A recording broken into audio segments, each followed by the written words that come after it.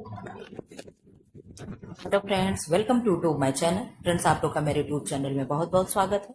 Friends, हम लोग लेकर के आए हैं होम मैनेजमेंट का वीडियो लेकर के आए हैं। ठीक है, इसमें हम लोग क्या देखेंगे?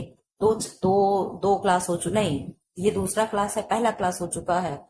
जो लोग ना देखे वो पहले क्लास को जाकर के देख लें, तभी समझ में आएगा। क्योंकि बैंक पढ़ा रहे थे, बैंक खाते के प्रकार पढ़ा रहे हैं, उसमें से तीसरा प्रकार है। ठीक है, तो दो नहीं पढ़ोगे आपको समझ में नहीं आएगा। ठीक, मैं उम्मीद करती हूँ आप स्वस्थ होंगे, मस्त होंगे, पढ़ाई लिखाई में व्यस्त चल रहे होंगे। और कल आप लोगों के लिए मैंने एक छोटा सा काम किया है। 10 से 15 मिनट तक का एक वीडियो मैं डेली लाऊंगी। टाइम क्या रहेगा? शाम को 5 बजे रहेगा। कल अपलोड हुआ होगा। आप लोग क्या प्रतिक्रिया है बताइएगा, कैसा लगा कैसा नहीं लगा।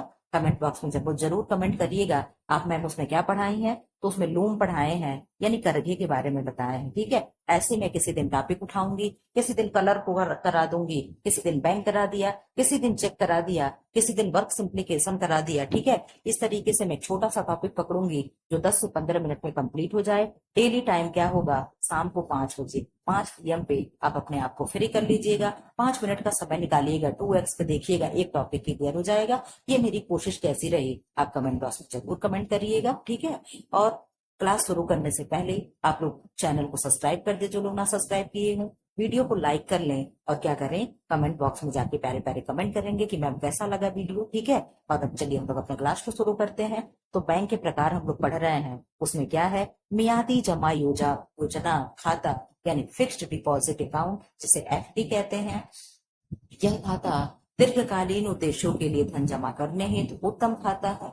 इसमें एक निश्चित अवधि जमा राशि जमा की जाती है। ठीक है, एक निश्चित अवधि राशि जमा की जाती है। ठीक है, और जो लोग टेलीग्राम लिंक से ना जुड़े हों, टेलीग्राम लिंक वीडियो के डिस्क्रिप्शन में दिया जाकर के जुड़ जाए। वहां MCQ होता है, जाकर के करें। पोल पे अपना आंसर दें कि कौन सा क्वेश्चन का क्या आंसर होगा। आप लोग अपने आप को चेक करते रहें। एग्जाम का डेट टल गया इसके मतलब ये नहीं कि एग्जाम नहीं होगा। ठीक है, चेक, बैंक चेक तो क्या है? पैसा निकालने हेतु खाता धारकों को एक चेक बुक दी जाती है, जिसमें कई चेक होते हैं। चेक बैंक द्वारा जारी किया गया एक बेशर्त लिखित पत्र होता है, जिसमें चेक लिखने वाला व्यक्ति बैंक को आदेश देता है। क्या करता है? बैंक को ऑर्डर देता है, यानी आदेश देता है। चेक में 3 पक्ष होते हैं। आप कहोगे मैम कौन से 3 पक्ष होंगे? एक रुपया प्राप्त करने वाला व्यक्ति होता है, दूसरा चेक लिखने वाला व्यक्ति होता है, तीसरा कौन है? वह बैंक जिसके नाम का चेक लिखा हो। ठीक, एग्जाम्पल मेरा SBI में अकाउंट है। ठीक है, मैंने आपको दिया, आप जो भी हो, ABC कोई भी पर्सन हो, मैंने आपके नाम लिखा और आप फिर क्या करोगे? SBI बैंक जाओगे। ठीक है, तो ये क्या हो गया? 3 पर्सन हो गए कि नहीं हो गए? मैम हो गया, 3 पक्ष दिख गए। बैंक चेक निम्न प्रकार के होते हैं। वाहक चेक, जिसे बियरर्स चेक कहते हैं। ठीक है, इस प्रकार के चेक में वाहक शब्द लिखा जाता है। क्या लिखा जाता है? वाहक शब्द लिखा जाता है। इस चेक का भुगतान तुरंत कर दिया जाता है। ठीक है, जैसे आप चेक लेकर के गए पैसा निकालने के लिए और आपको तुरंत पैसा निकाल करके दे देगा। कोई भी व्यक्ति इस चेक को बैंक में लाकर रुपया प्राप्त कर सकता है, परंतु इस चेक का भुगतान उसी बैंक में किया जाता है जिस बैंक का चेक होता है। ठीक है, यह सबसे असुरक्षित चेक होता है, क्योंकि इसके चोरी या खो जाने पर कोई भी व्यक्ति से भुगतान करा सकता है या भुना सकता है। अंग्रेजी में इसे बियरर चेक भी कहते हैं। ठीक है, ये क्या होता है? सबसे खतरनाक चेक का उदाहरण कौन सा है? तो आप कहोगे मैम बियरर चेक है। सबसे सुरक्षित चेक कौन सा है? तो आप कहोगे मैम रेखांकित चेक होता है। ठीक है, आदेशित चेक या ऑर्डर चेक, इस प्रकार के चेक में वाहक शब्द लिखकर वाहक शब्द काटकर आर्डर लिख दिया जाता है। ठीक है, आर्डर शब्द लिखा होने से बैंक का उत्तरदायित्व तो हो जाता है, यानी रिस्पॉन्सिबिलिटी किसकी होती है? बैंक वालों की हो जाती है। यह चेक वाहक चेक की अपेक्षा अधिक सुरक्षित माना जाता है। ठीक है, अब क्या है? रेखांकित चेक। रेखांकित चेक या क्रॉस्ड चेक, इस प्रकार के चेक सर्वाधिक सुरक्षित चेक होता है। रेखांकित चेक 2 प्रकार के होते हैं। कौन कौन से? नंबर 1, सरल रेखांकित चेक, यानी सिंपल क्रॉस्ड चेक। ऐसे चेक को किसी भी बैंक में जमा कराया जा सकता है। चेक का धन प्राप्तकर्ता स्वयं के खाते में या किसी अन्य व्यक्ति के खाते में जमा करा सकता है। नंबर 2 क्या है? विशेष रेखांकित चेक या स्पेशल क्रॉस्ड चेक। विशेष रेखांकित चेक सभी चेकों में सर्वाधिक सुरक्षित होता है। विशेष रेखांकन निम्नलिखित प्रकार से किया जाता है। कैसे करेंगे? जब दो समानांतर रेखाओं के बीच अहस्तांतरित यानी नॉट नॉट नॉट नेगोशिएबल, क्या है? नॉट नेगोशिएबल या केवल प्राप्तकर्ता के खाते में अकाउंट पेई ओनली लिख दिया जाए तो इसे केवल प्राप्तकर्ता के खाते में जमा कराया जा सकता है, जिसका नाम इस चेक पर लिखा जाता है। और यदि बैंक का नाम लिख दिया जाता है तो चेक का भुगतान केवल उसी बैंक में कराया जाता है जिस बैंक का नाम उस पर लिखा रहता। ठीक है। नंबर 4 क्या है? आप कहो सबसे सुरक्षित चेक क्या है, तो आप कहोगे मैम रेखांकित चेक जो होता है यानी क्रॉस्ड चेक जो होता है, क्या होता है? सबसे सुरक्षित चेक होता है। ठीक है। और सबसे खराब चेक कौन होता है? तो आप कहोगे मैम बियरर चेक होता है। कौन सा चेक होता है? बियरर चेक होता है। ठीक है। यात्री चेक या ट्रैवलर चेक। ठीक है। ये चेक व्यापारियों के लिए फायदेमंद होता है जो व्यापार के लिए एक शहर से दूसरे शहर में आते जाते रहते हैं। बॉक्स में क्या दिया हुआ है? बॉक्स की दी हुई चीजें बहुत ही इंपॉर्टेंट होती हैं, इसलिए इसको नजरअंदाज बिल्कुल ना करें। आवश्यकता की पूर्ति के लिए साधन आवश्यक होता है। सबसे अच्छा बजट बचत का बजट होता है। स्टॉक रजिस्टर में क्रय की गई सामग्रियों की सूची का विवरण होता है। पारिवारिक बजट बनाने से आमदनी का सही उपयोग होता है। क्या होता है? आमदनी का सही उपयोग होता है। नंबर 5 क्या है? उपहार चेक या गिफ्ट चेक। विभिन्न शुभ अवसरों जैसे शादी, जन्मदिन आदि पर बैंक उपहार चेक की सुविधा करता है। यह चेक 21, 51, 500 या इससे अधिक राशि के हो सकते हैं। ठीक है। और रंग बिरंगे डिजाइनों में उपलब्ध रहते हैं। ठीक है। जो उपहार चेक होते हैं वो कैसे होते हैं? कलरफुल होते हैं। ठीक है। कितने से शुरू होते हैं? 21 से शुरू होकर के अधिकतम चाहे जितना भी हो सकता है। सॉरी, नींद आ रही है। अर्थात उपहार चेक न्यूनतम धनराशि कितनी होती है? 21 रुपए न्यूनतम धनराशि होती है। ठीक है। नंबर 6 क्या है? कोरा चेक या ब्लैंक चेक। इस प्रकार के चेक में कोई धनराशि अंकित नहीं होती है। ठीक है। प्राप्तकर्ता अपनी मर्जी से जितना चाहे धन निकाल सकता है, बशर्ते उतना धन जमाकर्ता के खाते में होनी चाहिए। ठीक है। मान लो आप एक ब्लैंक चेक पा गए और उसमें आप 2 करोड़ रुपए भर दो। ठीक, तो पता नहीं 2 करोड़ है कि नहीं है। ठीक है। लालच होती है ना, लालच बहुत बुरी वाला होती है। जैसे हुआ ना कि वो सोने की मुर्गी देने वाली अंडे के पेट फाड़ दो। ठीक है, वही वाली हाल है। तो पता चले आप 2 करोड़ भर दो, 1 करोड़ भर दो, 2 लाख भर दो और उसमें 10 ही हजार हो। ठीक है। तो इसलिए अगर ऐसा कहीं मिला हो तो कम से कम अमाउंट भरना चाहिए। ठीक है। फिलहाल ऐसा होता नसीब दिया हुआ है। कभी किसी को 1 रुपया नहीं मिलता बिना मेहनत किए। सीमित राशि चेक, ओपन चेक। इस चेक से एक निश्चित धनराशि निकाला जा सकता है। इससे अधिक धनराशि नहीं निकाली जा सकती। 1 सेकंड आप पानी पी लो, हमें नींद लग रही है। आप तो पढ़ते रहो।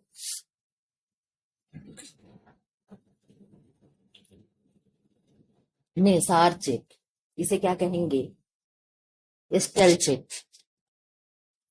यदि किसी चेक का भुगतान 6 माह की अवधि तक नहीं किया गया है तो वह निसार हो जाता है और फिर इसके बाद चेक का भुगतान नहीं किया जाता। यानी ये चेक भुनाने में, भुगतान करने में कितना समय लगेगा? 6 महीने तक वो वैलिड होता है। पूर्व तिथि चेक यानी एंटी डेटेड चेक। ठीक है। यदि चेक पर पहले की तिथि अंकित की हुई होती है तो बैंक उस चेक का भुगतान उस तिथि से लेकर 6 माह तक कर सकती है। ठीक, 6 माह बाद इसका भुगतान नहीं किया जा सकता है। नंबर 10 क्या है? उत्तर तिथि चेक, जिसे पोस्ट डेटेड चेक कहते हैं। यदि चेक पर भविष्य की कोई तिथि अंकित की गई है जो उस तिथि के पश्चात ही बैंक लिखी गई राशि का भुगतान किया जा सकता है। ठीक है, पश्चात ही बैंक लिखी हुई, यहाँ कुछ अलग नहीं दिया है, लिखी हुई राशि चेक का भुगतान किया जा सकता है। नंबर 11 क्या है? अप्रतिष्ठित चेक यानी डिसऑनर्ड चेक। ये वे चेक होते हैं जिनका भुगतान बैंक नहीं करता। इसके निम्नलिखित कारण है: चेक पर की गई काटपीट, ठीक है, जमाकर्ता के हस्ताक्षर नमूने के हस्ताक्षर से भिन्न होना यानी सिग्नेचर डिफरेंट होना, और क्या है, चेक में लिखे गए शब्दों और अंकों में अंतर होना। जैसे मान लीजिए हम लिखे ना कि 10,000, 10,000, ओहो यहाँ 10,000, ठीक है, और यहाँ हमने लिख दिया 1,000, ठीक है। तो इस तरीके से अंकों और शब्दों में अगर डिफरेंट रहेगा तो भी चेक क्या करेगा, बैंक क्या करेगा, चेक को नहीं क्लियर करेगा, ठीक है। चेक फटा हो, सड़ा गला हो, तब भी नहीं बैंक उसे क्लियर करेगा, ठीक है। बैंक जब एक्सेप्ट करेगा वो अपनी शर्तें बता रहा है कि कब कब उसे एक्सेप्ट करेगा, ठीक है। फिर क्या है, चेक देने वाला व्यक्ति भुगतान रुकवा दे, ठीक है, या तो आप ले गए हो और क्या है, आप कह दो कि नहीं हमें पैसा नहीं चाहिए, ठीक है, उसे मना कर दे तो भी उस दशा में भी क्या होगा, पैसा नहीं दिया जाएगा, यानी ये चीजें नहीं होगी, ठीक है।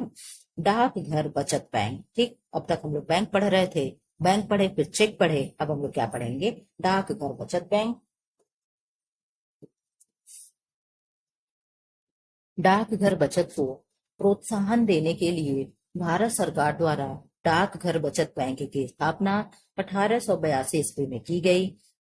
इसका मुख्य उद्देश्य जनता को मितव्ययी बनाना एवं अल्प बचत को प्रोत्साहित करना। डाकघर बचत बैंक में निम्नलिखित प्रकार के खाते खोले जा सकते हैं। नंबर 1 क्या है, डाकघर बचत खाता। नंबर 2 डाकघर सावधि जमा योजना। नंबर 3 डाकघर में चालू खाता नहीं खोला जाता, ठीक है।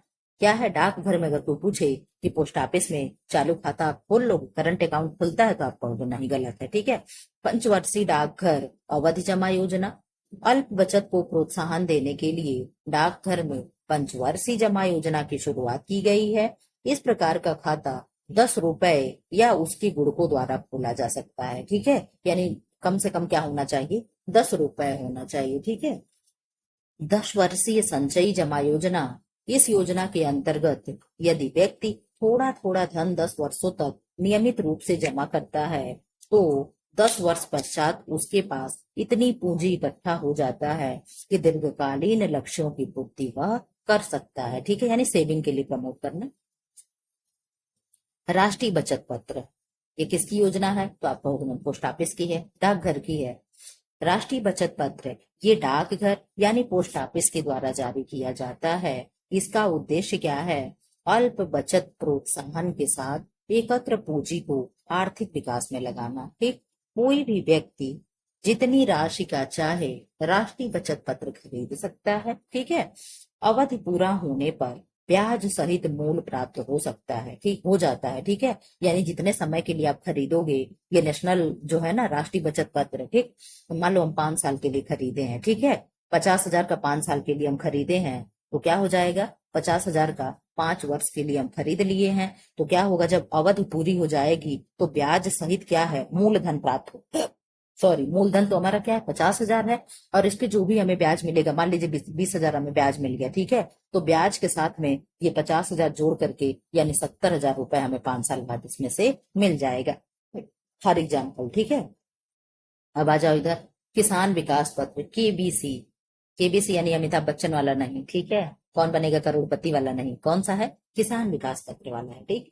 ये भी पोस्ट ऑफिस द्वारा जारी किया जाता है। ये 100 से 5,000 तक इसका मूल्य होता है।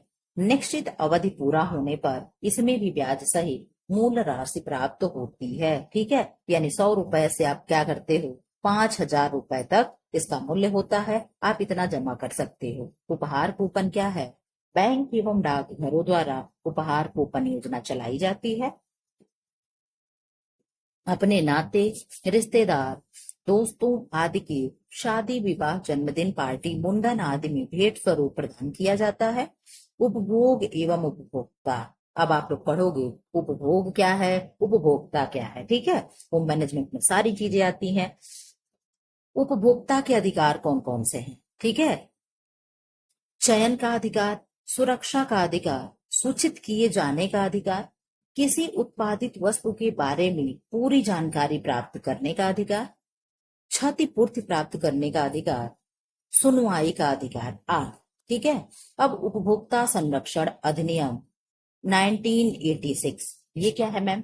उपभोक्ता को धोखा खाने से बचाने के लिए, ताकि व्यापारी या विक्रेता अथवा उत्पादक उसे छल ना सके, यानी उसके साथ धोखा ना कर सके, इस उद्देश्य से भारत सरकार ने 24 दिसंबर 1986 को उपभोक्ता संरक्षण अधिनियम पारित किया। इस अधिनियम का मुख्य उद्देश्य उपभोक्ता को बेहतर संरक्षण प्रदान करना था। आप लोगों का होमवर्क है, कमेंट बॉक्स में कमेंट करिएगा, क्या करिएगा कि 24 दिसंबर को क्या मनाते हैं और 1 दिसंबर को क्या मनाते हैं। दोनों का आप लोग कमेंट बॉक्स में कमेंट करिएगा। जो लोग रेगुलर मेरे क्लास में बने होंगे उनके लिए क्वेश्चन कोई भी टफ नहीं होगा। उनको हम हमेशा बताते रहते हैं ये 24 दिसंबर को कौन सा दिवस मनाते हैं और 1 दिसंबर को कौन सा दिवस मनाते हैं। आप लोग का होमवर्क है, आगे बढ़ चलते हैं। नहीं, आगे बढ़ने से पहले इधर हम लोगों को पढ़ना है। ठीक है। उपभोक्ता संरक्षण हेतु सरकारी प्रयत्न कौन कौन से किए गए? तो खाद्य पदार्थ निषेध अधिनियम 1954, the prevention of food adulteration act. ठीक है। फल उत्पाद आदेशक मानक 1955, फ्रूट्स प्रोडक्ट्स ऑर्डर स्टैंडर्ड्स, ठीक है, यानी एफपीओ। कृषि उत्पादों के ग्रेडिंग एवं मार्किंग अधिनियम 1937, grading and marking of agriculture products act. डिब्बा बंद वस्तु अधिनियम 1970, कैन एंड यानी कैन वाला नहीं आता उसे can and food law act. भारतीय मानक संस्थान 1947, इंडियन स्टैंडर्ड इंस्टीट्यूशन, ठीक है, इंस्टीट्यूशन, ठीक। गृह गणित, अपने घर में कुशल प्रबंधन के लिए गृहिणी को गणित का पर्याप्त ज्ञान आवश्यक है। हमें इंजीनियर बनने के लिए नहीं गृह विज्ञान मैथ पढ़ाई जाएगी। हम लोग अपने घर का, जैसे दूध का हिसाब कर लें, सब्जी का हिसाब कर लें, अपने घर के सारे चीजों का हिसाब किताब कर लें, बिजली का बिल, घर का रेंट अगर रेंट पे रहते हो, इन सारे चीजों को हम अगर कर लेते हैं, इसलिए यहाँ पे अपने आप को इतना थोड़ा सा मैथ जानने के लिए प्रेरित करना चाहिए। ठीक है। दशमलव एक ऐसा बिंदु है जो किसी भी संख्या में इकाई के पश्चात उसके बाईं ओर लगाई जाती है, जैसे 0.0036। ये आप लोग बताइएगा कौन सा हम क्या लिखे हैं, इसका भी कुछ ना कुछ मतलब है, आप लोग बताइएगा। तो ये क्या हो गया? बाईं ओर लिखा गया है। ठीक है। किधर लिखा गया है? बाईं ओर प्रयोग किया गया है। 1 किलोग्राम में 1000 ग्राम होते हैं। 1 मीटर में 100 सेंटीमीटर होता है। और 1 लीटर में कितना ml होता है ये आप लोग बता दीजिएगा। ठीक है। किसमें? 1 लीटर में कितना ml होता है? 1000 ml होगा कि 500 ml होगा कि 800 ml होगा? आप लोग इस तरीके से मुझे कमेंट बॉक्स में कमेंट कर दीजिएगा। आप लोग को 3 क्वेश्चन दे दिए। यदि विक्रय मूल्य क्रय मूल्य से कम मिलता है तो हानि होती है। विक्रय यानी जो हमने क्या किया है? बेचा है। और क्रय यानी जो हमने परचेज किया है, यानी खरीदा है। ठीक है। तो विक्रय यानी बेचना और क्रय यानी खरीदना। ठीक है। तो जब उससे विक्रय मूल्य क्रय मूल्य से कम मिलता है तो क्या होगा? हमें हानि होगी। ठीक है। यानी जितने का हम खरीदे, मान लीजिए हम एक एक्टिवा खरीदे, स्कूटी खरीदे, ठीक है, तो हम 1,10,000 का एक्टिवा खरीदे और उसे हम 80,000 में बेच दिए, तो इसका क्या मतलब हुआ? हमें क्या हुई? हमें हानि हुई। ठीक है। क्या हुई? हमें हानि। ठीक है। सूत्र साधारण ब्याज बराबर मूलधन गुणे समय गुणे ब्याज बटा 100। हानि लाभ या ब्याज की गणनाएं प्रतिशत के माध्यम से ही होती है। नाप व तौल की दार्शनिक प्रणाली है। लंबाई मापने की इकाई मीटर होती है। सामान्य माप तौल की इकाई ग्राम होती है। द्रव पदार्थों की तौल की इकाई लीटर होती है। जैसे पानी हो गया, दूध हो गया, तेल हो गया, इनको हम किसमें मेजरमेंट करते हैं? तो आप कहोगे मैम लीटर में करते हैं। ठीक है। गेहूं हो गया, चावल हो गया, इनको किसमें करेंगे मैम? इसमें इनको हम किलो में मेजरमेंट इनका करते हैं। ठीक है। 1 सेकंड का हमें आप लोग टाइम दे दीजिए, तब तक आप लोग अपना बताते चलिए।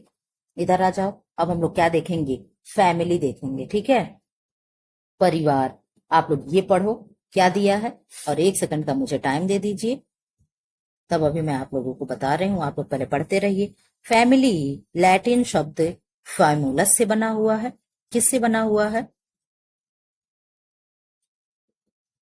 किससे बना हुआ है, आप कहोगे मैम किससे बना है, फैमुलस से बना है। और यह फैमुलस शब्द एल्बर ने अपनी पुस्तक सोशियोलॉजी ऑफ फैमिलीज में प्रतिपादित किया।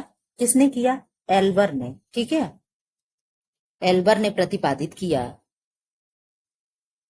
फैमिली शब्द रोमन भाषा की फैमिलिया से निकला है। किससे निकला है, फैमिलिया से निकला है, जिसका मतलब क्या होता है,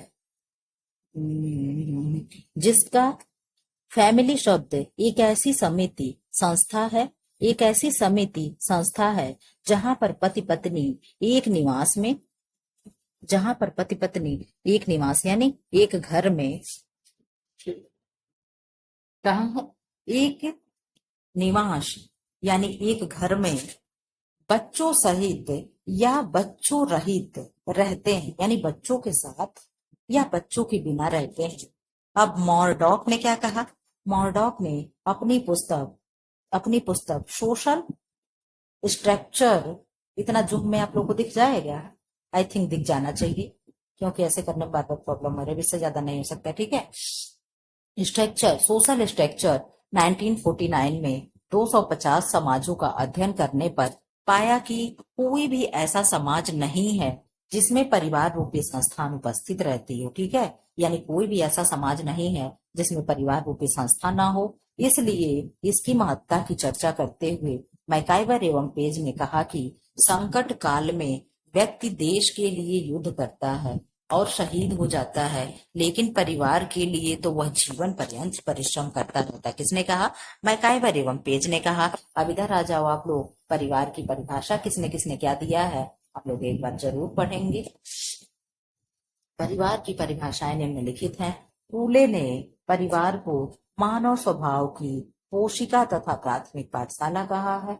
लूसी मेयर ने परिवार का कानूनी आधार विवाह कहा है। पर लूसी मेयर ने क्या कहा, परिवार का कानूनी आधार विवाह है, यानी परिवार क्या है, कानून से, शादी के द्वारा ही क्या है, कानून में बंध जाता है।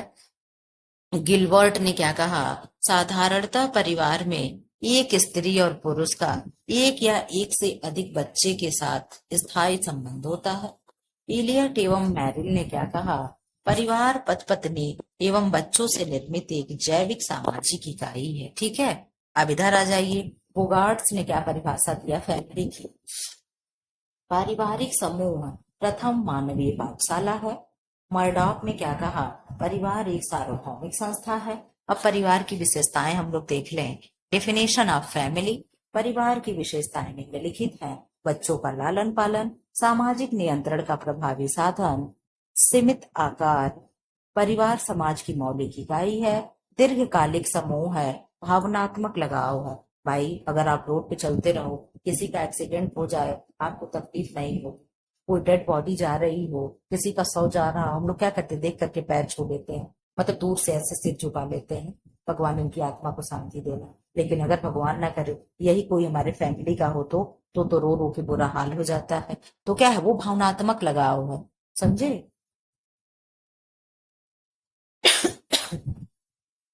परिवार की उत्पत्ति के सिद्धांत, कांट ने परिवार को समाज की कोशिका कहा है। मैकाइवर एवं पेज के अनुसार उत्पत्तियां सदैव आगम्य होती हैं। कैसी होती हैं, आगम्य होती हैं, अर्थात मानव जब जब से पृथ्वी पर आया है तभी से परिवार भी अस्तित्व में आया है। परिवार की उत्पत्ति के संबंध में समाज शास्त्रियों और मनोवैज्ञानिकों में काफी मतभेद है। परिवार की उत्पत्ति के संबंध में प्रतिपादित प्रमुख सिद्धांत निम्नलिखित है। शास्त्रीय सिद्धांत क्या कहता है परिवार के बारे में, इस सिद्धांत के प्रतिपादक प्लेटो तथा अरस्तू हैं। यह सिद्धांत परिवार की उत्पत्ति में पुरुषों को महत्वपूर्ण भूमिका प्रदान करता है। इस सिद्धांत के अनुसार परिवार का आरंभिक रूप पितृसत्तात्मक था, आज भी पितृसत्तात्मक है। ठीक है, इस सिद्धांत को 1861 में हेनरी मेन ने आगे बढ़ाया। किसने बढ़ाया? हेनरी मेन ने। और इस सिद्धांत के प्रतिपादक कौन है? तो आपको प्लेटो और एरिस्टोटल है, यानी अरस्तु है। यौन साम्यवाद का सिद्धांत क्या है? इस सिद्धांत के प्रतिपादक मॉर्गन, फ्रेजर, ब्रिफॉल्ट तथा लुबोक हैं। कितने लोग हैं? मॉर्गन है, फ्रेजर हैं, ब्रिफॉल्ट हैं और लुबोक हैं। इन लोगों ने मान्यता इन लोगों की मान्यता थी कि प्रारंभ में किसी भी प्रकार की परिवार रूपी संस्था नहीं पाई जाती थी। यौन संबंधों पर किसी प्रकार का नियंत्रण नहीं था। कोई भी पुरुष किसी स्त्री के साथ यौन संबंध स्थापित कर सकता था। कौन से सब उसमें था? यौन साम्यवाद सिद्धांत। ठीक है, आगे बढ़ जाइए आप लोग। एक विवाही सिद्धांत, इसका प्रतिपादन वेस्टरमार्क ने किया था। किसने किया? वेस्टरमार्क ने अपनी पुस्तक मानव विवाह का इतिहास में किया है। वेस्टरमार्क का कहना है कि परिवार एक विवाह की प्रथा आदि परंपरा रही है और अन्य विवाह जैसे बहुपत्नी परिवार लोगों की भांति बाद में आए। ठीक है, मातृसत्तात्मक सिद्धांत क्या है? इसका प्रतिपादन प्रीफॉल्ट ने अपनी पुस्तक द मदर्स में किया। इस सिद्धांत के समर्थक टायलर एवं बैकोफन हैं। टायलर का मत है कि पहले परिवार मातृसत्तात्मक थे, फिर मातृसत्तात्मक एवं पितृसत्तात्मक का मिश्रण हुआ, फिर बाद में पितृसत्तात्मक व्यवस्था अस्तित्व में आई। शायद ये सही कह रहा है, क्योंकि हम लोग जब इतिहास पढ़ते हैं तो उसमें कुछ वंश ऐसे थे जो मातृसत्तात्मक थे। जैसे क्या था? वो कौन से वंश के थे? उनका बड़ा अच्छा नाम है, कौन सा? सातकर्णी वंश के थे। वो अपने माता का नाम आगे लगाते हैं तब उनका नाम बताया जाता है। ठीक है, तो वो लोग क्या थे? मातृसत्तात्मक थे। प्रगतिवादी सिद्धांत, इसके प्रतिपादक आगवर्न तथा बॉर्ड है। इस सिद्धांत के अनुसार परिवार का विकास एक सरल रेखा में हुआ। परिवार प्रगति करता है और प्रगति के बाद अपनी मूलावस्था में वापस लौटता है। आर्थिक सिद्धांत, इसके प्रतिपादन रॉल्फ लिंटन है। आप लोग कुछ पद पढ़िएगा, ये सिद्धांत और किसने प्रतिपादित किया है ये जरूर पढ़ लीजिएगा। ठीक है, ये अर्थ पढ़ने के साथ साथ एक विवाह को मान्यता देते हैं। उद्विकासीय सिद्धांत, इस सिद्धांत के प्रतिपादक बैकोफन है, लेकिन मॉर्गन ने इस सिद्धांत की विस्तृत व्याख्या की है। अब मॉर्गन द्वारा परिवार के उद्विकास का वर्गीकरण कैसे किया गया? मॉर्गन ने अपने परिवार के विकास को 5 स्तरों में दिया है। सम रक्त विवाह, यानी सेम, किसमें? रक्त मतलब ब्लड, और सम मतलब बराबर। अभी आप लोग देखिएगा, यह परिवार का प्रारंभिक रूप है जिसमें यौन स्वच्छंदता अर्थात समान स्थिति वाले व्यक्ति पिता पुत्री भाई बहन के बीच विवाह करने पर कोई प्रतिबंध नहीं था। ये कौन है? ये किसने कहा है? मॉर्गन द्वारा प्रतिपादित परिवार का उद्विकास का वर्गीकरण उन्होंने किया। तो समरक्त विवाह में क्या था? यानी सेम भाई बहन और पिता पुत्री एक साथ शादी करने पर कोई वहां पे फाउंडेशन नहीं था, कर सकते थे। ठीक है, समूह विवाह क्या हो गया? मॉर्गन के अनुसार समूह विवाह का तात्पर्य ऐसे परिवार से है जिसमें सामूहिक विवाह का प्रचलन था, जिसमें एक परिवार के सभी भाइयों का विवाह दूसरे परिवार की सभी बहनों से होता था। जैसे अभी भी हम लोगों का देखा जाता है, एक घर में क्या है, दो दो बहनें शादी करके चली आती हैं। ठीक है, जिसमें एक बरस हो गया, इसमें प्रत्येक पुरुष सभी स्त्रियों का पति होता है और प्रत्येक स्त्री सभी पुरुषों की पत्नी होती है। यह विवाह समूह विवाह ऑस्ट्रेलिया की माओरी, ब्राजील की काइगन तथा साइबेरिया के चुकची जनजातियों में होता है। लेकिन ये हमने गलत उदाहरण दिया। आपको ये लगा ना कि जैसे हम लोग को अभी नहीं हो जाता है कि भाभी है, उनकी छोटी बहन है तो उनके घर में देवर है तो उससे शादी हो। मुझे ये लगा यहाँ तो ये कह रहा है इसमें प्रत्येक पुरुष जो होते हैं सभी स्त्रियों के पति कहे जाते थे। ये हम लोग क्या नहीं दिया। ठीक है, ऐसी चीजें नहीं, हमारे समझने में मिस्टेक हो गया है। एक सेकंड, इधर आ जाओ आप लोग। क्या है? सिंडेसमिन परिवार। इस परिवार में विवाह यद्यपि एक ही स्त्री के साथ होता था, लेकिन पुरुष परिवार की सभी विवाहित स्त्रियों के साथ यौन संबंध रख सकता था। ठीक है, ये कौन सा शादी था? सिंडेसमिन परिवार। ठीक है, पितृसत्तात्मक परिवार। इस अवस्था में परिवार पर पुरुष का आधिपत्य था। वह एक से अधिक पत्नियां रख सकता था। स्त्रियों की तुलना में इसका अधिकार अधिक था। जैसे पहले जमाने के राजा प्रजा लोग नहीं थे, वो वाली बात बता रहे। जैसे मौर्य में चंद्रगुप्त मौर्य तो कई शादी वादी कर लेते थे, उसकी बात बता रहे। ठीक। एक विवाही परिवार। मॉर्गन के अनुसार परिवार के विकास की अंतिम और आधुनिक अवस्था एक विवाही परिवार है। इसमें एक पुरुष एक ही स्त्री से यौन संबंध रखता है। वर्तमान में इस उद विकासीय सिद्धांत का बहुत ही विरोध किया गया और विरोध करने वालों में वेस्टरमार्क, रिवर्स, N.W. टॉमस, कॉली काली तथा स्टार्क हैं। ठीक है। लॉरेंस स्टोन ने ऐतिहासिक परिप्रेक्ष्य में के अनुसार परिवार को 3 चरणों से गुजारा। एक खुला वंशावली परिवार जो 16वीं सदी में था। दूसरा प्रतिबंधित पितृ सत्तात्मक परिवार जो 16 से 18वीं सदी में था। बंद घरेलू मूल परिवार 18वीं सदी से जो आज तक है। ठीक है। अब परिवार के प्रकार हम लोग देख लें। मानव समाज के विकास के साथ ही परिवार के अनेक रूप अस्तित्व में आए। परिवार के ऐसे अनेक रूप के लिए स्थान की भौगोलिक, आर्थिक एवं सांस्कृतिक परिस्थितियां महत्वपूर्ण सिद्ध हुई। ऐसे विभिन्न परिवारों का वर्गीकरण इस प्रकार है। संख्या के आधार पर परिवार। संख्या के आधार पर परिवार के निम्न रूप पाए जाते हैं। केंद्रीय परिवार या नाभिक परिवार। ऐसे परिवार का रूप औद्योगिकरण समाज की मुख्य विशेषता है। यह परिवार का छोटा रूप होता है जो एक पुरुष, स्त्री तथा उनके आश्रित बच्चों से मिलकर बना होता है। इस प्रकार के परिवार में रिश्तेदारों को शामिल नहीं किया जाता। इसमें केवल अविवाहित बच्चे ही शामिल किए जाते हैं। अगर बच्चे की भी शादी हो जाए तो वो इससे अलग हो जाएंगे, जो विवाह के पश्चात स्वयं का नाभिक परिवार बना लेते हैं। ठीक है। संयुक्त परिवार क्या है? एक संयुक्त परिवार में 3 या 3 से अधिक पीढ़ियों के सदस्य एक साथ साथ एक ही घर में रहते हैं।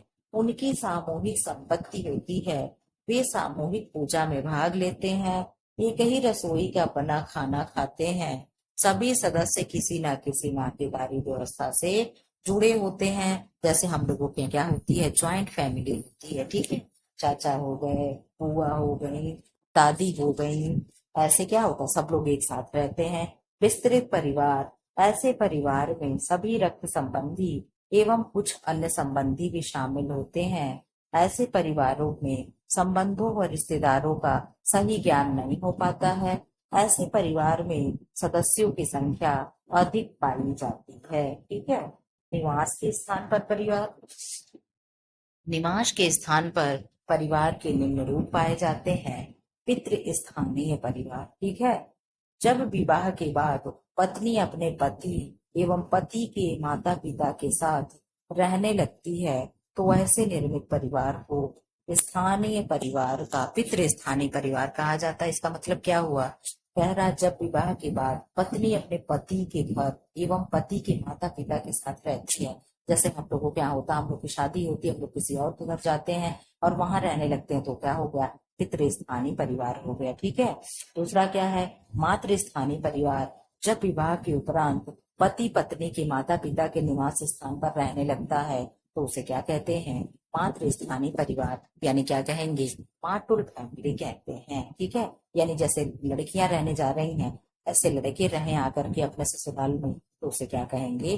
मातृ स्थानीय कहेंगे। नौ स्थानीय परिवार किसको कहते हैं? ये बहुत ही इंपॉर्टेंट है, हर जगह मिलता नहीं और पढ़ने में इंटरेस्ट भी नहीं आता है, इसलिए इसके प्रकार को आप लोग जरूर याद रखिएगा। हमेशा एग्जाम में कहीं ना कहीं आता रहता है। ठीक है। नौ स्थानीय परिवार।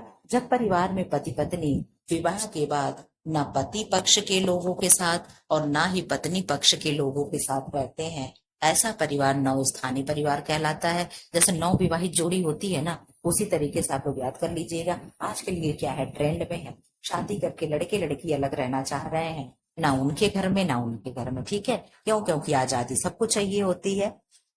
मातृ पितृ स्थानीय परिवार।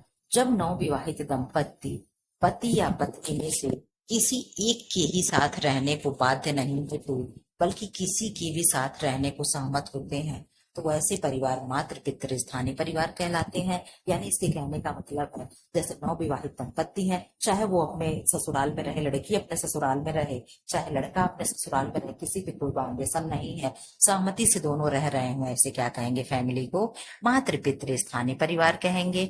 अब मामा स्थानीय परिवार क्या होगा, जैसा कि नाम से आप लोग जान रहे हैं मामा, तो मामा के घर जाकर के क्या होगा, पत्नी ऐसे अच्छा पढ़ लेते हैं। ऐसे परिवार में नवविवाहित दंपत्ति जो हैं, पति की भाई के भाई अर्थात मामा, पति की माँ के भाई अर्थात मामा के परिवार में जाकर रहने लगता है। यह परिवार की व्यवस्था क्या कहलाएगी, ट्रोबियांडा द्वीप समूह में प्रचलित है। ये प्रश्न बन सकता है कि ट्रोबियांडा द्वीप समूह में कौन सा विवाह प्रचलित में है, तो मामा स्थानीय परिवार जो है। द्विस्थानीय परिवार क्या है, ऐसे परिवार जहां विवाह के बाद पति पत्नी अपने अपने मूल परिवारों में ही रहते हैं। इसमें पति रात्रि में अपनी पत्नी के घर जाता है और दिन में वह अपने मूल परिवार में रहता है। यानी दोनों अपने अपने घर में होते हैं, केवल रात को जो पति होता है वो क्या होता है, के पास जाता है और फिर मॉर्निंग होते ही अपने घर आ जाता है। ऐसे क्या कहेंगे, द्विस्थानीय परिवार, यानी दोनों दो जगह पे हैं, ठीक है, दोनों दो स्थान पे है, ऐसे आप याद कर सकते हैं। अधिकार के आधार पर परिवार में माता पिता के अधिकार के अनुसार परिवार को दो भागों में बांटा गया है। पहला नंबर 1 क्या है, पितृसत्तात्मक परिवार, और नंबर 2 क्या है, मातृसत्तात्मक परिवार। ऐसे परिवार में परिवार की सत्ता या अधिकार माता या पुरुषों के हाथों में होती है, पिता व पुरुषों के हाथों में होती है, जो परिवार पर नियंत्रण रखते हैं। मातृसत्तात्मक परिवार क्या है, तो ऐसे परिवार में परिवार की सत्ता या अधिकार माता या स्त्री के हाथों में होती है, वही परिवार पर नियंत्रण रखती है। उत्तराधिकार के आधार पर परिवार के संतानों को दिए जाने वाले अधिकार के रूप में निर्मित परिवार को दो भागों में बांटा गया है। पितृमार्गी परिवार, इस प्रकार के परिवार में उत्तराधिकार के नियम पितृपक्ष के आधार पर निर्धारित होते हैं। पितृपक्ष यानी पिता की तरफ से, ठीक है। मातृमार्गी परिवार, इस प्रकार के परिवार में उत्तराधिकार के नियम मातृपक्ष के आधार पर निर्धारित होते हैं। अब क्या है, नाम वंश के आधार पर परिवार, सब जितने भी तरीके से दिया गया आप लोग को एडिट करके ऐसे ही लिख करके याद कर लीजिएगा, बस केवल ऐसे ही, बस थोड़ा थोड़ा जानकारी रखिएगा। आप लोग एक दो बार पढ़ोगे तो ऐसे इंटरेस्टिंग है, याद तो हो ही जाएगी। वंश नाम के आधार पर परिवारों का वर्गीकरण निम्नलिखित है। पितृवंशीय परिवार, ऐसे परिवारों में वंश परंपरा पिता के नाम से चलती है। हिंदुओं में परिवार की परंपरा पितृवंशीय पाई जाती है। मातृवंशीय परिवार, ऐसे परिवार में वंश परंपरा माँ के नाम से चलती है और माँ से पुत्रियों को वंश नाम प्राप्त होता है। जैसे शादी करके लोग जाते हैं ना, तो पिता का नाम चलता है वहां पे तो यहाँ पे क्या होता है, माता की पुत्रियों को वंश का नाम किसका होगा, माता से होगा। उभयवाही परिवार, ऐसे परिवार की वंश परंपरा वंशानुगत संबंध पर न होकर निकट के संबंधियों पर समान रूप से आधारित होती है। अब क्या है, द्विनामी परिवार, ऐसे परिवार में एक व्यक्ति एक साथ अपने दादा और नानी से संबद्ध होता है। विवाह के आधार पर परिवार में विभिन्न रूप निम्नलिखित हैं। एक विवाही परिवार, इसमें क्या दिया गया है, इस प्रकार के विवाह में एक पुरुष व एक स्त्री शामिल होती है, जिसमें इनके साथ इनके अविवाहित बच्चे भी शामिल होते हैं। बहुविवाही परिवार, इस परिवार में एक साथ एक से अधिक जीवन साथी शामिल होते हैं। ऐसे परिवार में अनेक रूप पाए जाते हैं, जो निम्नलिखित हैं। बहुपत्निक परिवार, यानी एक आदमी कई स्त्रियों के साथ रहता होगा, ठीक है। ऐसे परिवार में एक पुरुष एक से अधिक स्त्रियों से विवाह कर सम्मिलित होते हैं, अर्थात इनकी समाज में स्वीकृति होती है। भारत में ऐसे परिवार नागा, बैगा तथा गोंडा जनजाति में पाए जाते हैं, ठीक है। बहुपति विवाही परिवार, ऐसे परिवार में एक समय में एक स्त्री से अधिक पुरुषों से विवाह करती है। यह भी मातृ बहुपति परिवार तथा अमात्रिक बहुपतिक परिवार के रूप में भी पाए जाते हैं। तिब्बत में बहुपति विवाह प्राचीन काल से ही प्रचलित है। वहां पे आज भी है कि बहुपति यानी एक औरत बहुत से पतियों को रख सकती है। समूह विवाही परिवार, जब कई भाई या कई पुरुष मिलकर स्त्रियों के एक समूह से विवाह करते हैं तथा सभी पुरुष सभी स्त्रियों के समान रूप से पति हों, तो ऐसे परिवार को समूह विवाही परिवार कहा जाता है। ठीक है। परिवार के कुछ अन्य रूप या स्वरूप हैं। परिवार के अन्य स्वरूप निम्नलिखित हैं। जन्म मूलक परिवार, ऐसा परिवार जिसमें एक व्यक्ति जन्म लेता है सॉरी और उसका पालन पोषण होता है, जन्म मूलक परिवार कहलाता है। ग्रामीण परिवार क्या है? ग्रामों में पाए जाने वाले परिवार ग्रामीण परिवार कहलाते हैं। भारत में ऐसे परिवार संयुक्त परिवार होते हैं जिनमें सजातीयता, परंपरा, धर्म की प्रधानता, रूढ़िवादिता आदि पाई जाती है। नगरीय परिवार, नगरीय परिवार औद्योगिकरण की देन होते हैं। नाभिक प्रकार के परिवार होते हैं। प्रजनन मूलक परिवार, ऐसा परिवार जिनका निर्माण व्यक्ति विवाह के पश्चात स्वयं करता है। विवाह संबंधी परिवार, ऐसे परिवार में रक्त संबंधी सदस्य तथा विवाह संबंधी दोनों साथ साथ ही रहते हैं। समरक्त परिवार, ऐसा परिवार जिसमें परिवार के सभी सदस्य रक्त से संबंधित होते हैं, इसमें विवाह से संबंधित कोई सदस्य नहीं रहता है। परिवार का वर्गीकरण स्थान के आधार पर मातृसत्तात्मक परिवार एवं पितृसत्तात्मक परिवार, सदस्यों की संख्या के आधार पर मूल या केंद्रीय परिवार। संयुक्त परिवार, इसमें क्या होगा? मिताक्षरा संयुक्त परिवार। संयुक्त परिवार के भी प्रकार हैं, कौन कौन से हैं? मिताक्षरा संयुक्त परिवार, दाय भाग संयुक्त परिवार और विस्तृत परिवार। विवाह के आधार पर एक विवाही परिवार, बहुविवाही परिवार, बहुपति विवाही परिवार। इसमें क्या है? भ्रातृक बहुपति विवाही परिवार, अभ्रातृक बहुपति विवाही परिवार और क्या है? बहुपत्नी विवाही परिवार। ठीक है। इधर आ जाओ आप लोग, अब ये चैप्टर खत्म ही होने वाला है। परिवार की उत्पत्ति के सिद्धांत किसने किसने दिया, क्या दिया, यहाँ पे बॉक्स में कर दिया है। आप लोग याद रख लीजिएगा। यौन साम्यवाद का सिद्धांत किसने दिया?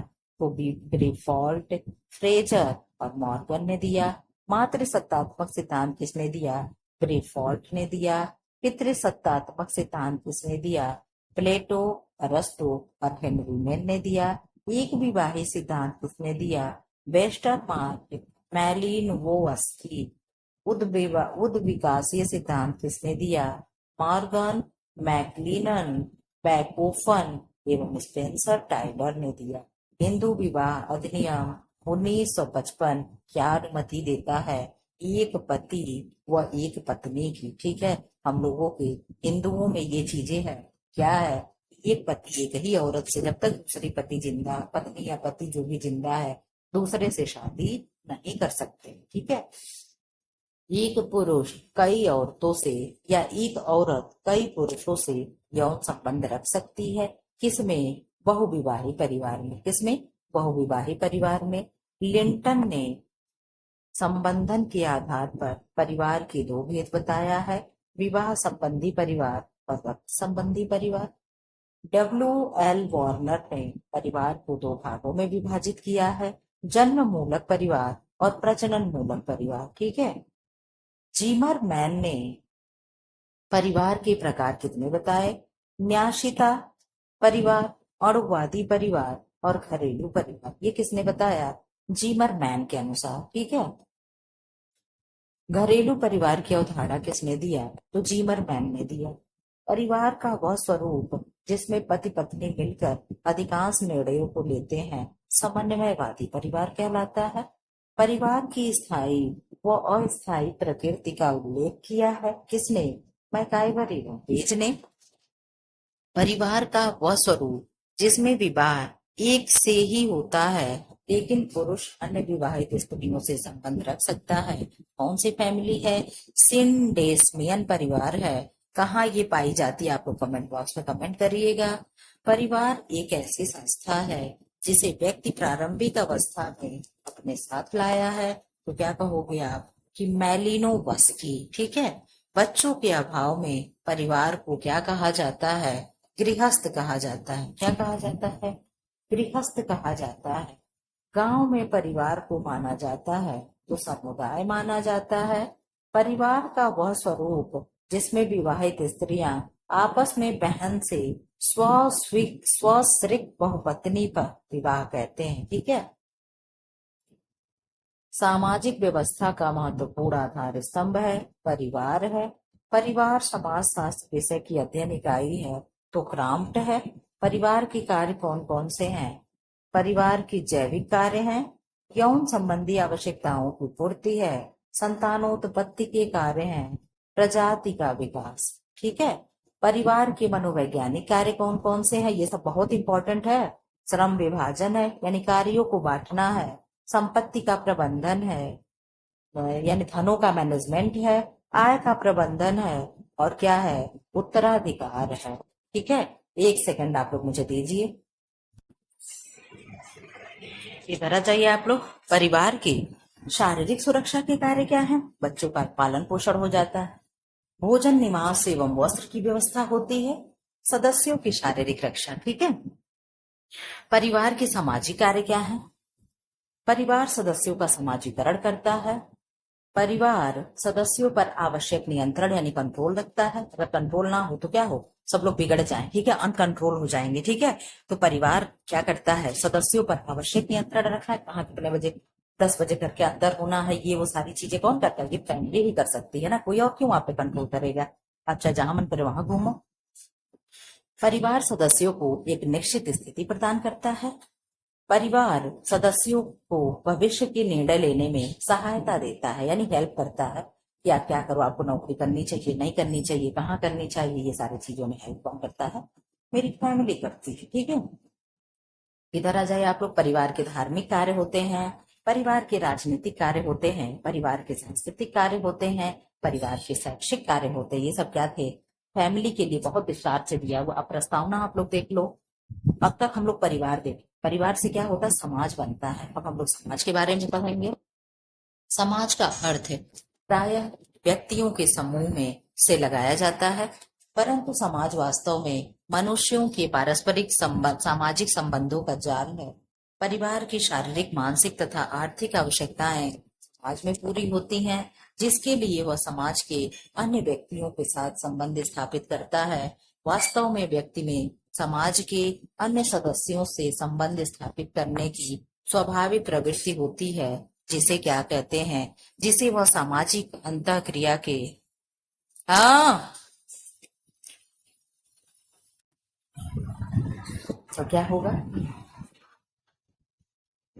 वास्तव में व्यक्ति में समाज के अन्य सदस्यों के संबंध स्थापित करने की स्वाभाविक प्रवृत्ति होती है, जिसे वह सामाजिक अंतःक्रिया के फलस्वरूप विकसित करता है। समाज केवल मनुष्यों में ही नहीं, पशु पक्षियों में भी पाया जाता है, क्योंकि समूह, संबंध, सहयोग, श्रम विभाजन, प्रभुत्व, अधीनता आदि पशु पक्षियों में भी पाए जाते हैं, ठीक है। समाज की अवधारणा क्या है? मानव समाज दो शब्दों से मिलकर बना है, मानव तथा समाज, ठीक है। मानव का अर्थ होता है मनुष्य तथा समाज का अर्थ होता है या आशय होता है सामाजिकता से। सामाजिकता की भावना मानव समाज के लिए आवश्यक होती है और सामाजिकता के विकास के लिए संबंधों का होना आवश्यक होता है। ये सामाजिक संबंध समाज का निर्माण करने के साथ साथ मनुष्य के व्यवहारों व कार्यकलापों को संतुलित करते हैं। इसी वजह से समाज को संबंधों का जाल भी कहते हैं। इस प्रकार हम कह सकते हैं कि मानव जीवन में संबंधों, प्रतिमानों, मूल्यों, आदर्शों, प्रथाओं, मान्यताओं इत्यादि के विस्तृत रूप में व्यापक जाल को ही समाज की संज्ञा दी गई है। समाज को विभिन्न विद्वानों ने निम्न तरह से परिभाषित किया है। गिन्स वर्ग ने क्या कहा? समाज व्यक्तियों का समूह है जो कुछ खास संबंधों या खास व्यवहारों द्वारा आपस में बंधे होते हैं। जो व्यक्ति उन संबंधों तथा व्यवहारों से बंधे नहीं होते वे उस समाज का हिस्सा नहीं होते। ठीक है, बाकी लोगों की परिभाषा को मैं स्किप कर रही हूँ। ठीक है, रीतियां, कार्य प्रणालियां, अधिकार, ये सारी चीजें उतना इंपॉर्टेंट नहीं हम लोगों के लिए है। फिर यहाँ पे बैंक वाली चीजें आ गई। अच्छा, मैं रिवर्स चली गई क्या? हाँ ठीक है, ये भी तो हम लोग पढ़ चुके हैं। हाँ, ये भी पढ़ चुके हैं। फिर ये हम लोग देख रहे थे परिवार के प्रकार, ये भी देख चुके हैं। इसके मतलब क्या है, चीजें हमारी यहाँ पे खत्म हो गई हैं। ठीक है।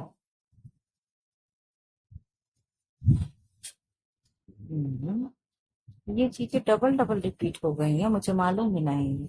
चलिए खैर ठीक है, वंश के नाम पे अधिकार, ये सब हो चुका है। विवाह के आधार पर हम लोग ये सारी चीजें पढ़ चुके हैं। ठीक है, चलिए यहीं पे क्या करते हैं, क्लास को हम लोग खत्म करते हैं। इतने ही तक बस था, तो अब क्लास खत्म करते हुए नहीं, हम लोग ये जो चीजें बची है इसको क्या करते हैं, अब खत्म कर लेते हैं पढ़ करके। ऐसे भी 50 मिनट हो ही गया, 10 मिनट की बात और है। हम लोग अब इसको पढ़ ही लेते अगर लेकर आए हैं तो। ठीक है, अब राइट के अनुसार हम लोग देख लें क्या कहे हैं। राइट, समाज लोगों का समूह नहीं है, यह संबंधों की प्रणाली है जिसका व्यक्तियों के समूहों के बीच अस्तित्व होता है। पूले सीएचसी के सीएच क्या कहे हैं, समाज रीतियों या प्रक्रियाओं की जटिल सक्रिय रचना है जो आपस में अंतर क्रिया के कारण विकसित होती रहती है तथा उसके अस्तित्व में इस प्रकार की एकरूपता होती है कि कुछ एक भाग में होता है उसका प्रभाव शेष भागों पर भी पड़ता है। ठीक है, मैकाइवर एवं पेज ने प्रकाश डाला। इधर रीतियां हैं, कार्य प्रणाली, अधिकार है। अब यहाँ पे मैं क्या करूंगी, वीडियो को रोकूंगी। और ऐसे वीडियो पाने के लिए आप उस चैनल को लाइक करें, शेयर करें एंड सब्सक्राइब करें। जो लोग सब्सक्राइब न किए हो सब्सक्राइब कर लें। और जो 10 मिनट का वीडियो आ रहा है, 10 या 15 मिनट कह लीजिए, उसको आप अपना प्यार दीजिएगा ताकि मैं उसे कंटिन्यू रख सकूं। ठीक है, थैंक्स फॉर वॉचिंग।